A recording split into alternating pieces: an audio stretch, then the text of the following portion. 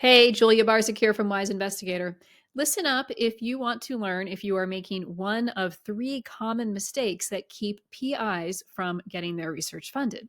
This was a topic that I covered on LinkedIn recently, and that post got a lot of engagement.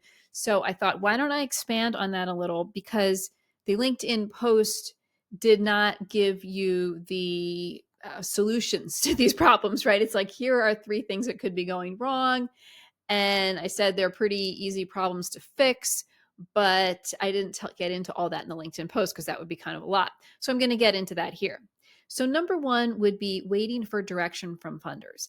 Now, you do want to stay abreast of what direction are things going in my field, and where is the money headed? What are people talking about at a high level in terms of where they see more investment in the future? These are all things that, of course, you want to stay knowledgeable about. But you do not only want to be driving your research direction based on external influence, external factors. That keeps you in a reactive mode or even a passive mode where you're just looking around. Where are they going to put the money? Where does this person want me to go? What does the program officer want me to do? Of course, you need to be aware of all of that. And for most of these, I'm going to say you need to do both, right? So it's not that the way you're doing anything right now is necessarily wrong. It's that you need to be doing more. So yes, stay in tune with what's happening in your field. Where's the money going? What are people talking about? Of course. But at the core, the direction of your research, if it's going to be successful and impactful, it has to be driven by you, because you are the one in the lab with the samples, with the data. You are the one who is closest to the work, and you know what needs to be done. You know what the advancements are that we need to really get to those big goals that the funders or government officials are talking about. You are the one who actually knows how to get there. So you've got to make sure that your own interest and your own curiosity, your own inspiration, your own gut feelings, know-how, that all of that is driving your research.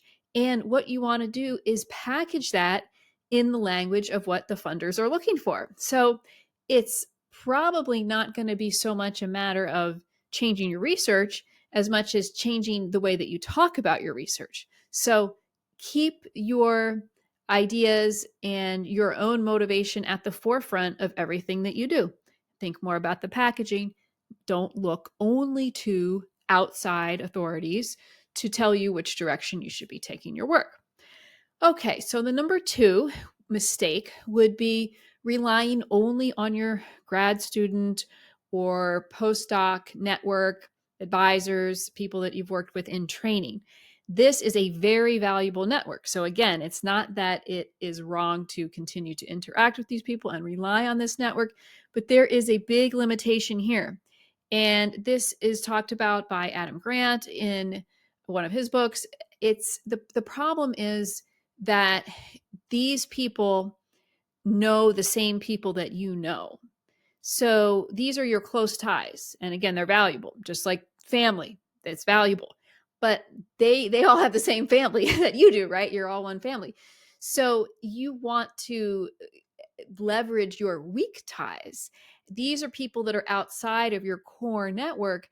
They are going to know people that you don't know. They're going to know about opportunities that you and your core network don't know about.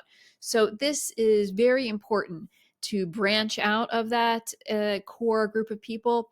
Again, not to leave them behind or neglect those relationships, but to grow outside of that bubble or that group that you've come up and trained with. That's very important.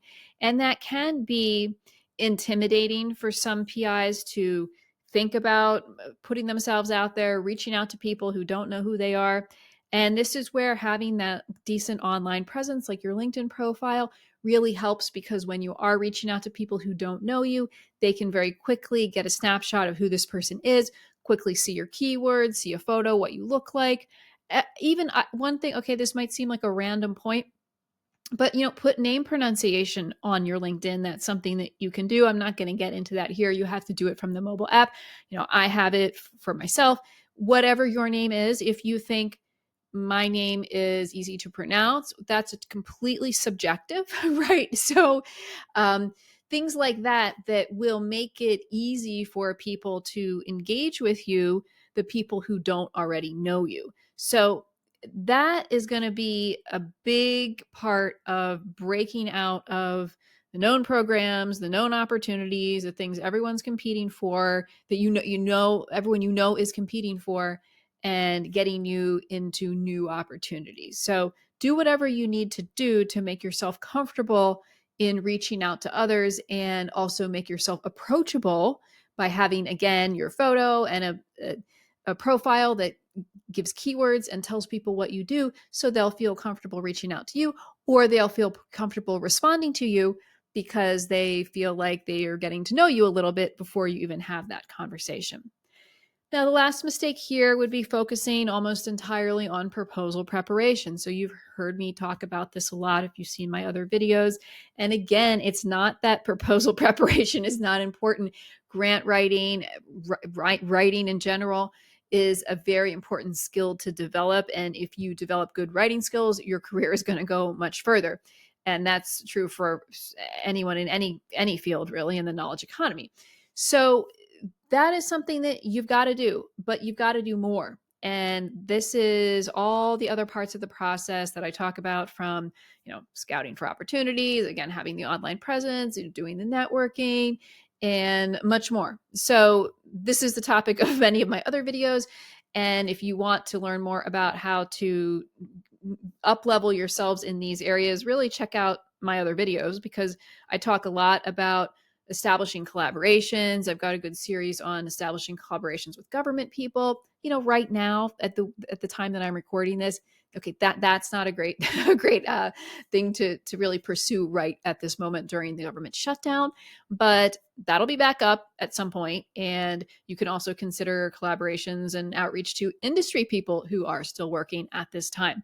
But we've got lots of resources for you through my newsletter that I'll link to, and the other YouTube videos on how to manage all those other aspects of your career besides actually writing the proposal. Outreach to funders is another huge one here. So you got to make sure your grant writing skills are good and work to improve them. That's always going to pay off for you.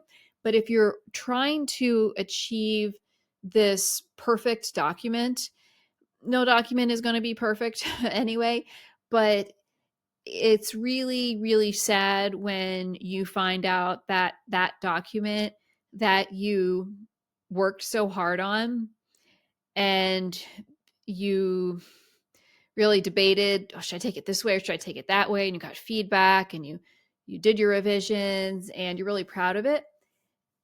I hate to tell you that it is possible in some cases that that proposal was barely even read. Now, that's going to be rare, but that could happen. And that could happen for a wide variety of reasons. Like a budget is cut, and there's no money for those proposals. So nothing personal, but they're not going to be processed, right? Or they're not going to be evaluated. And this is the kind of thing that you can learn about ahead of time.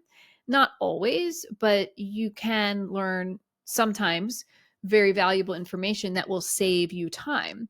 So writing proposals that don't have a good chance of being supported, either because it's not clear that there's actually a budget for those, or there's some other reason that you could learn to inform yourself that maybe you're not really a strong candidate, and it's nothing that you did wrong or nothing about the quality of your work, but just for that opportunity, you're not going to stand a very good chance. It's very important to get this information ahead of time so that you don't spend your time writing proposals that don't have a chance of being funded. So these all play together, work together. And there's other mistakes that PIs make, but these are three big ones. If you would like help with any of these issues, just know that these are very common, and there are very reasonable and approachable solutions to these problems. So ask someone in your research office about overcoming these kinds of challenges. Reach out to me. I can tell you about the Wise Investigator program.